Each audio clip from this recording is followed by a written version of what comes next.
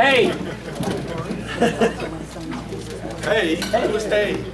Well, hello. I don't really have I could talk a long time about thoughts. Yeah, I know that.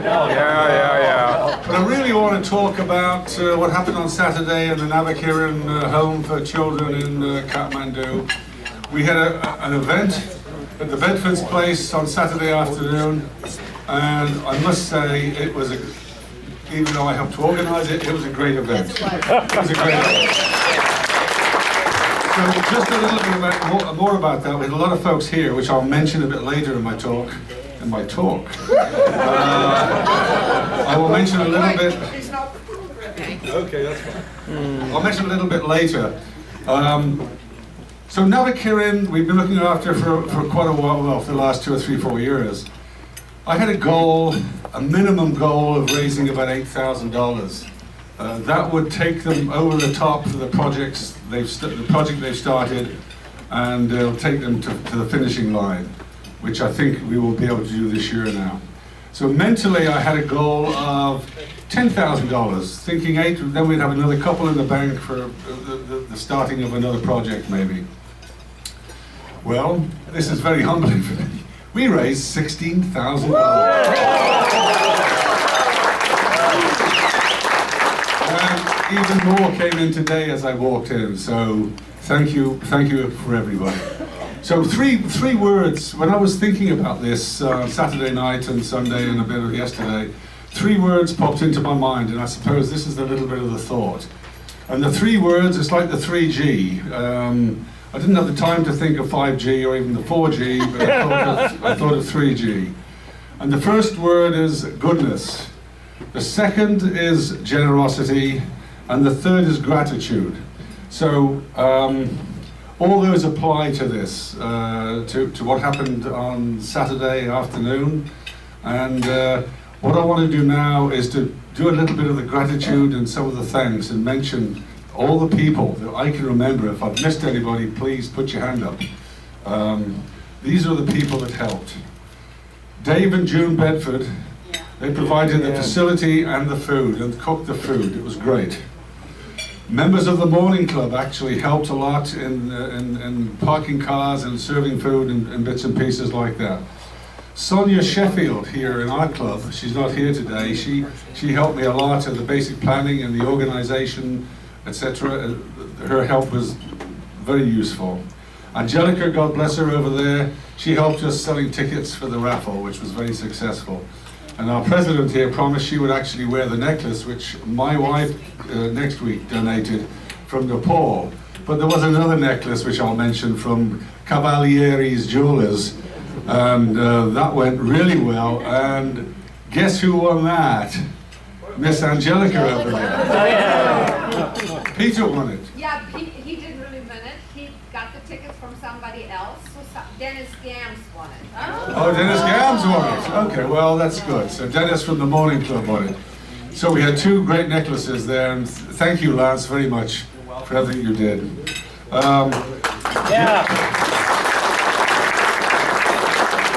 The other person I have to mention is Nick Liang from Uncle Yu's. So he did a couple of things for us. He started off by bringing his own sort of hors d'oeuvres and his own wine and his own man, and he gave us a little bit of a talk about the wines and the food. And so we were all started off with some nice wine and some nice food by Nick from Uncle Yu's. So please go to his restaurant and help to pay him back. The wines, we had 4 cases of wine provided, 2 from members of this club. So we've got Bent Creek with Carol Howell. I don't know if she's here, but thank you, Carol. We had Big White House with John Marion, Page Mill, Dane Stark, and Eagle Ridge with Jim Perry. Just want to say, all the wine was really great, but I did have a sip of Jim Perry's wine. I was just mentioning it to somebody here. It's called Raptor, and I'm not sure, it's a dark, deep, exciting red. It beats Concannon any day, anything like that. Oh, sorry, Jim, I didn't see you there.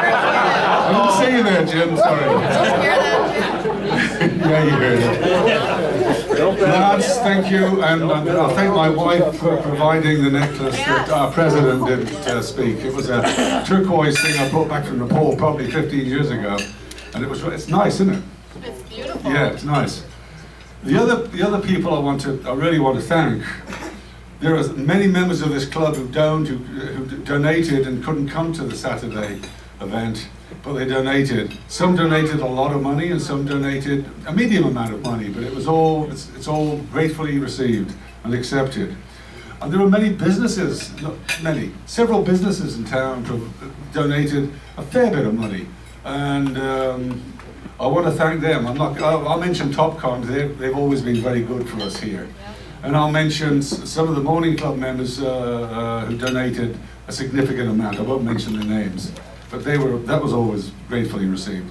And actually, many friends of mine who, business friends and personal friends who couldn't come, and some did come, but they donated significant amounts of money. So, bottom line is the event raised about $16,000. The actual tickets raised about $4,000. So you know that. The other 12 was all donations, so it was wonderful. And last but not least, I want to mention the band. Actually, before I mention the band, I'll leave you guys till last. I want to mention Nick Liang again. As some of you know, Nick is an opera singer, and he warmed up the band. With a lot of his, he gave us about six arias. And we didn't have to use the hook on him. He gets carried away. He's a nice man, and he tends to sing a long time. And probably some members of this band here today, they probably still thought he sang a bit too long. But I thought he was great. So whoever was there, I hope you all enjoyed Nick. Okay, so the band. So I'm not going to mention the name of the band. Yeah, I will. Danny Lane and the 4 Livermorons. I tell you, the band was absolutely superb. We got Michael Ferrucci from our club here. We've got Stu Frazier from our club here. We've got JR from our club here. We've got JR's son-in-law, who's married, Tyler, who's married to the Raiders woman. No, I got that muddled up. To Danny. To the middle, okay. No, not married to Danny. She's not married to Danny. Danny brought her 12-week-old son, and Danny's voice. Did I mention all the band? Oh, Richard Hibbs was son. He was invited to. Don't say that. Don't tell him. So he was invited to play. He played the steel guitar and a violin, a fiddle. JR's daughter. I'm just going to mention that. Danny Lane, JR's daughter, has got a voice to die for. She is. If nobody's heard her sing, you should find out when she's going to be singing and where you go, and you should make a point of going. Her voice is superb. Does she sing with anybody else or just your band, JR? What's that? She only sing with your band? And their rates were great. Just a couple of bottles of wine, and that was it. Really, they were absolutely super. So again, thank you everybody for supporting us, and you can all feel very good about what this club has done and what the Morning Club has done. By the way, the Morning Club gave us over $2,000 out of their DDFs, which is really fantastic. So, good effort by everybody. Thank you. Thank you, Paul. Thank you, Paul. It really was a lot of fun. A lot of fun.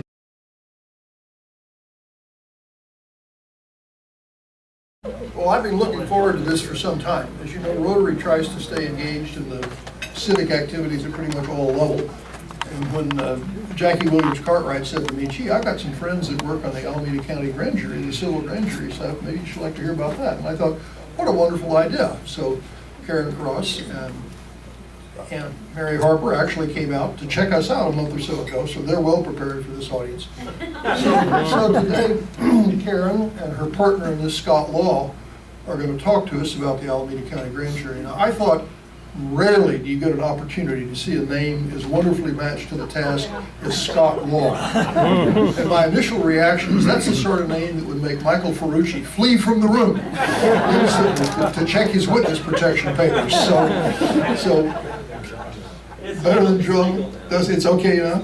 They give you a green card finally, or? You don't need one, all right. So anyway, Karen and Scott, if you'd like to come up, it's over to you. All right.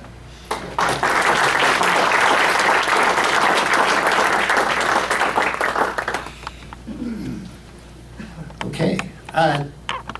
As Jay mentioned, my name is Scott Law. I'm president of the Alameda County Grand Jury Association, and I'm here with my partner in crime, Karen Cross, who's also on the association. We are actually retired grand jury members. And the association that we have formed is actually chartered by the State of California Grand Jury Association.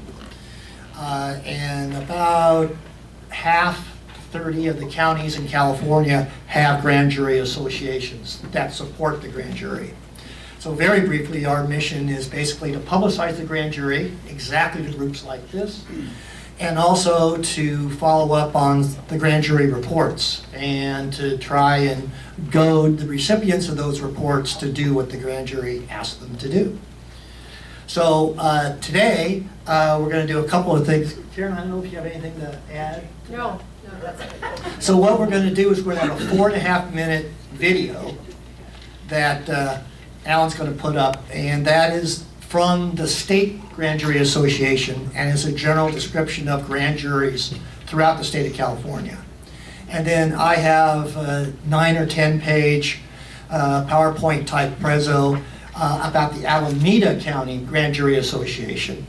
And then we hope to get a lot of questions. And then I also have a few handouts that I'll ask you guys before we can leave if any of you are interested in either making a complaint or joining the grand jury, which would be even better. And we also have brochures, which I think we distributed throughout the tables. So, Al, take it away.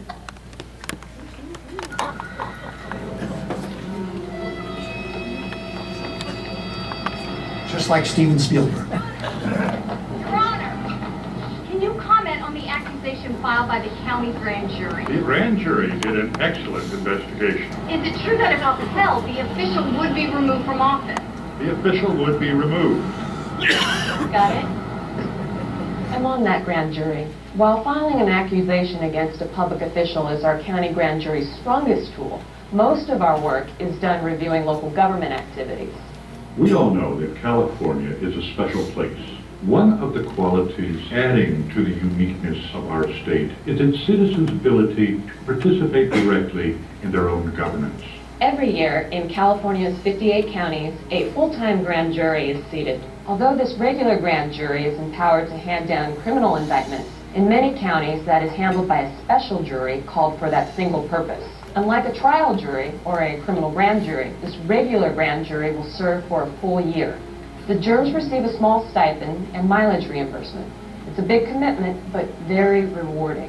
It's important work. Grand jury findings and recommendations must be answered in writing. This process holds local public officials accountable. I like the fact that the grand jury is made up of ordinary citizens who have chosen to become extraordinary. Grand jury service is one of the Superior Court's highest honors. It's been said that the grand jury is the citizen's watchdog over local government. While filing a formal accusation against a public official is based on major faults in conduct, most grand jury work is done by committees investigating citizen complaints or conducting local government oversight. One mandated task is the annual inspection of all jails and prisons in the county. When an investigation is complete, a report may be issued with constructive findings and recommendations. These reports, along with the official responses, are made public. Building awareness and focusing public opinion is the ultimate power of our civil grand jury system. All who serve on the civil grand jury take away different impressions and lessons from their year of service. I feel like a productive citizen. I've made a lot of good friends. It's the most interesting experience of your life. Direct benefits come to mind when I look back on my grand jury service. The educational value is immeasurable. Like most people, I didn't know much about how local government works. Gandhi once said, "You must become the change you wish to see." I would serve again in a heartbeat. All of us from time to time see something we wish we could change.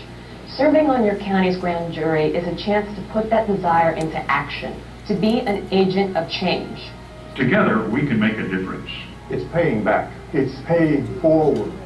Seek out and read your grand jury's final reports, as well as the official responses to the jury's recommendations. More information is available at your jury services office, your local grand jury, or at www.cgja.org. The California Grand Jurors Association, an all-volunteer group, is dedicated to protecting, preserving, and assisting county grand juries. Help us help you. Participate as a grand juror. Support this great system.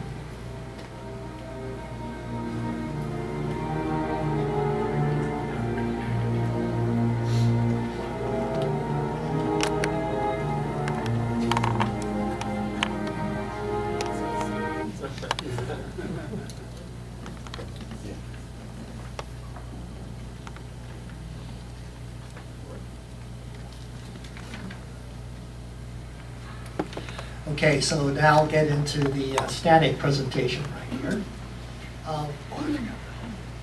Thanks. So, as we spoke about a few times, but I want to emphasize, the grand jury we are talking about is a civil grand jury. It's not a criminal grand jury. And so the civil grand jury, as the guy mentioned in the film, the basic job is to do investigations and reports on the county governments. And we'll show you what those are, what the jurisdiction is.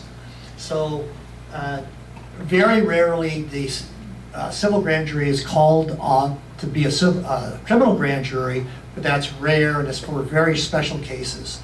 It's primarily for these investigations of citizen complaints.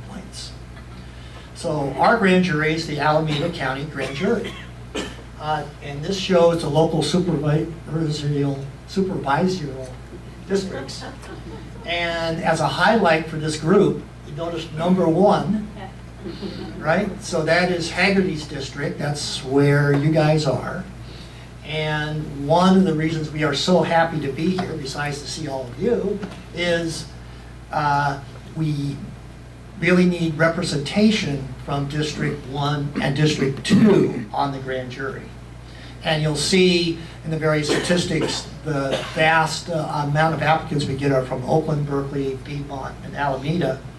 And it's very helpful to have people from Livermore. In fact, Dennis Gams, who I think somebody mentioned is on the earlier Rotarian group, was on the grand jury with me a couple of times. And from here, and also Tim Jones was the foreman on my first grand jury. He is also from Livermore. But it's rare. So this is the layout of the county. And this just gives a very brief summary of what the jurisdiction of the grand jury is. And as you can see, it's essentially every government district or organization within the boundaries of Alameda County.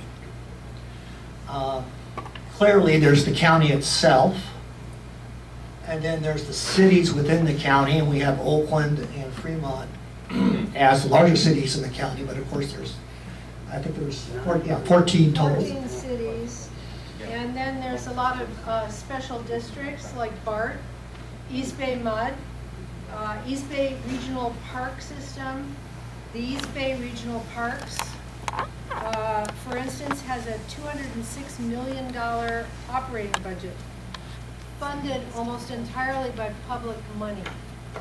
So in all of these agencies, this is an area where we would, where the grand jury has oversight and is, as the judge in the film said, as sort of a watchdog for what's going on. So anyway, this is the scope, and it's actually quite large, the scope that the grand jury has jurisdiction over. So what do we do? So investigate local government agencies. Make sure the money is being spent is one of the primary activities of the jury. We also have public official misconduct. Actually, as Karen was mentioning at the center table there, 2 years ago, I believe, the Contra Costa grand jury got the district attorney for the county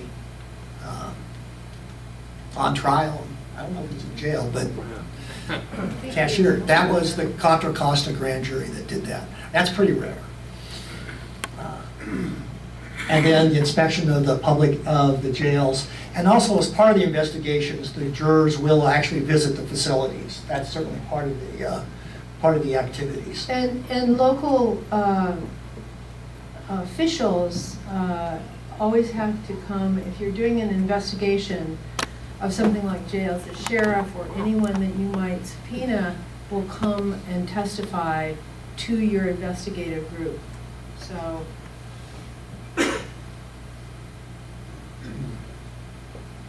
And then the big output is the report. And we have a few sample reports on the table. And as you see later, you can go to the grand jury's website and see, I guess last 10 years worth of reports, but certainly last year's also. And the officials' responses. And the responses to the reports.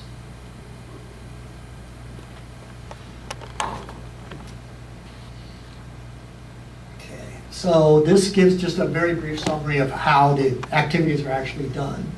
There is a pretty intense orientation in the first month, and that's generally bringing in county officials from all aspects of the county operation, from the sheriff's department to the DA's office to the health department to all the major activities, and they are in actually and present to the grand jury about what their departments are doing and what the goals are and the challenges.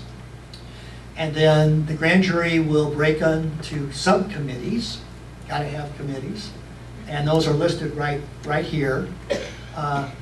And the purpose, of course, is to divide up the work and also to bring a focus in a particular committee to a particular aspect of the investigations. But there are no real hard and fast rules. Sometimes one committee will take over from another because of the workload of the first committee. But those are the working sessions, and those are where the work is actually done in the committees. And that work is determined by complaints from citizens. So any citizen can file a complaint about anything from any type of local government, especially where public monies are being spent. So citizens complain, the jury looks at all these different complaints they might have, and they decide what categories they fit in, and then they look at them. Whether it's anything from violations of the Brown Act, public meetings, to financial improprieties, large or small. So, Can I ask a question? There are several of us who are in local government today. And do you... Thank you. Do you investigate in response to a complaint, or do you just come and investigate our city workings, or I'm on the Park and Recreation District board? it would be a complaint or a whistleblower. So the Okay. complaint could be from an ordinary citizen or from a whistleblower within the organization. All of the grand jury's work is confidential, so if you are the complainant, whether you work in the agency or not, it's confidential. So. But it's always in response to a complaint, as That's opposed right. to you're going around to each Right. agency and... That's correct. Although it should be said, the grand jury itself can make a complaint. Right, so the people that are on the grand jury can say, I have a complaint about X. They're citizens also, right? So that gets added to the hopper. So this is just a very brief sketch of the past reports on the headlines that the grand jury has participated in. And this a brief list of what's happened in the last couple of years. As you can see right there on the slide, the state emergency notification, ethics commission and funded it. Results-based accountability initiative. There's a lot of work in the grand jury over processes, right? So it's not just malfeasance or accusations. There's a lot of work being done on, you know, how the accounting is handled, how citizens are managed. And so one of the results was this having the county institute results-based accountabilities in their various, and there are a lot of programs in the county. And they're very interested in good government, good governance, and the ways that that can be achieved. So often that is by changing some process. So, and email retention, that was a city, starts with the letter F in the south part of the county.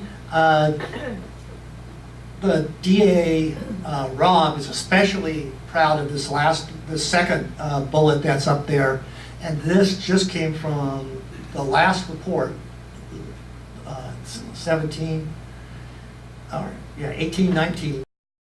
And he was very pleased to see the city of Oakland actually respond to the grand jury's report of the unfunded liabilities that all the counties and the cities have, but as you can imagine, Oakland's is gargantuan, about $760 million.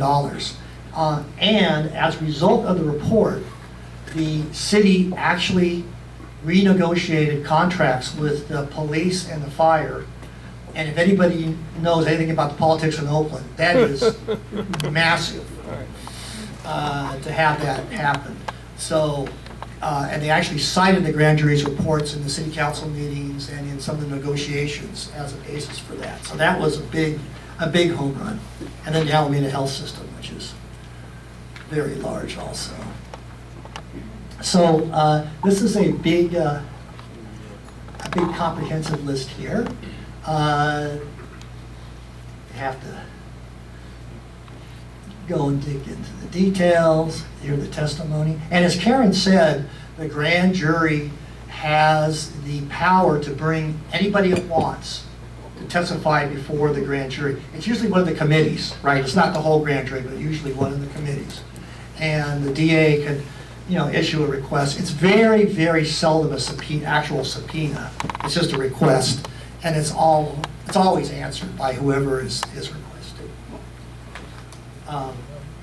And you have to work in a team, and sometimes people won't work in a team, and there's a little issue there. Sometimes people will have to leave, but as probably almost all of you know, anything that gets done with a team, and that's certainly the case here. And you have to be able to participate in writing the reports. So, and then here's the qualifications. Not too tough, although we have to be honest. It's a commitment for 1 year. It meets twice a week. And if you look at the demographics, it's people who are either retired or people who can step back a bit from whatever business activities they're in. Because it is a time commitment to be able to do this. And you have to be at least 18, so that qualifies this group. Not entirely. Oh, that's right. Excuse me, Scott? Yeah. On the good character bullet, do they do a background check at some level? That's a good question. The process, as you'll see in the process, the main character is the interview process with the judge, with the Superior Court judges. There's a panel of judges, and then they ask the questions based on the questionnaire that the person submits. There's also a check on the criminal activity that the DA has access to. So you make your application, you would get called to a general meeting where they'd go over again what kind of time commitment it is. And then after that, there's an interview. And I think they just feel like that's pretty much it. But from all of those people, then there is a day where you have 19, you're going to pick 19 jurors, but there might be 35 people picked in a pool, and then the names are pulled out of the hat so that you can't stack the jury in any way. So there's a lot of, so you might go through the whole application process and then not be picked for the jury. But then hopefully you'd reapply for the following year. And I know there'll be a lot of questions in people's minds about, oh gosh, how much work is this, and what do you really sign up for? And you can see, like on the schedule, they try to accommodate people who have to commute or have to, come from farther away From than District 1. District 1, for example. So it's, after commute hours. It's always done before, any sort of commute hours. Although you still run into traffic, of course. And the schedule is not hard and fast, right? I mean, people take vacations, right? You can be 2 weeks off, 3 weeks off, as long as you let the foreman know and the DA. There's never any problem with that. And here is a little pitch on the benefits right here. But I think all of you would know what the benefits are of service. Yeah, Because here this we is the are great group. at the Rotary. So the big piece of information, of course, is the website. There's always a website. They just revamped the website. That's also in the brochure and has a lot more information in it. I have brought with me just a few actual applications and complaint forms. So for those of you who are the eager beavers, you can just grab some and go on. But probably the best way is to go through the website and fill out the form online. And yes, sir. Are the decisions unanimous, or how do they work? A unanimous vote at the end. Yes. Yeah, there has to be, all the grand jurors have to agree on all aspects of the report.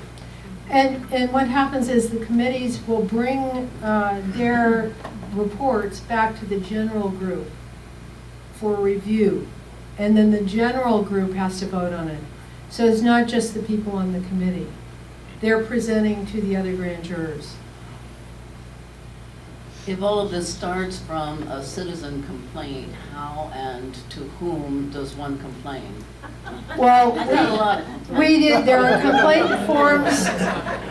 There are complaint forms online, and as Scott was saying, the website for the county was just revamped, for the grand jury part of the website was just revamped, and it used to be that you'd have to find these forms and then print them out and fill them out and mail them in, but it's all interactive now. So you can go on now, file your complaint online, just type on it.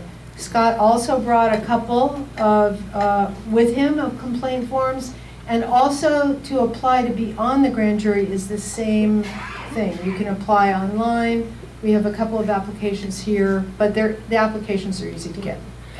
There have been considerable financial inequities made by the state to local districts over the years, especially in the last 10 years since the economic collapse.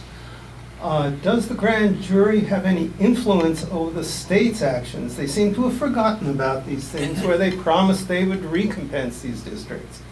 Does the grand jury can it have any influence on bringing that before the public or the state?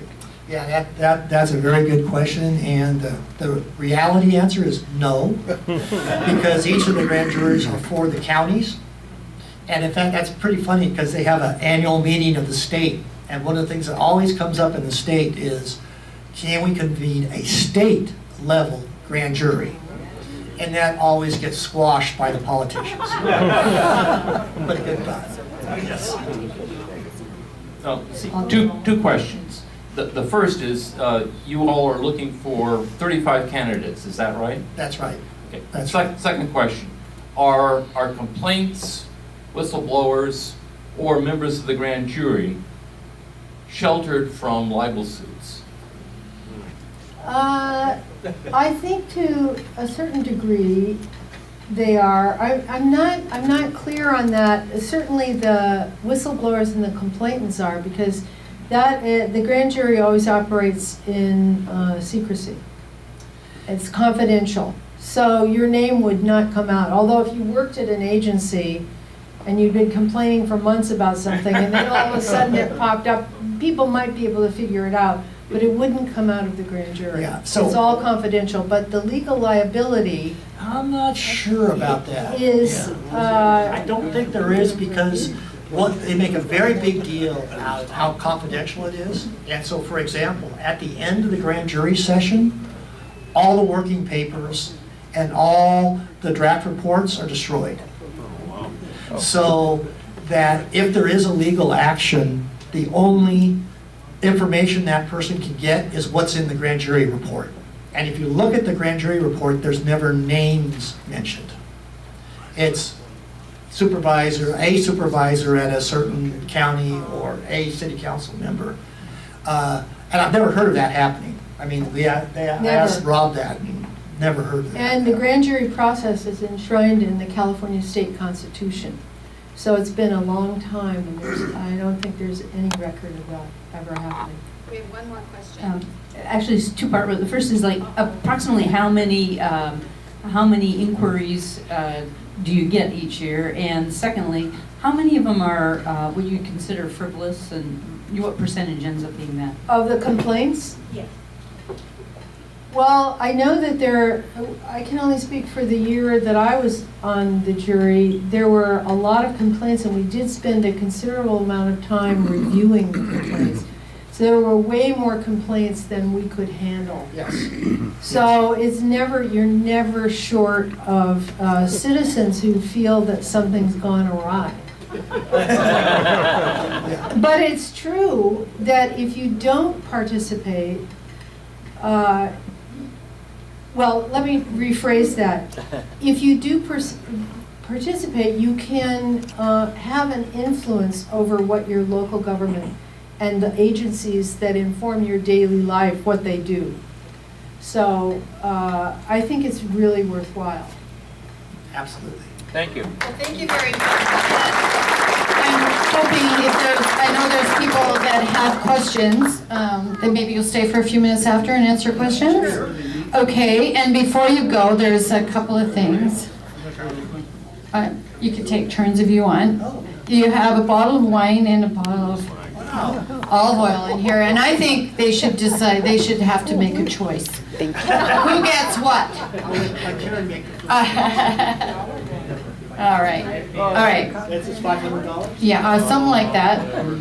$236 today, so you can read that number out.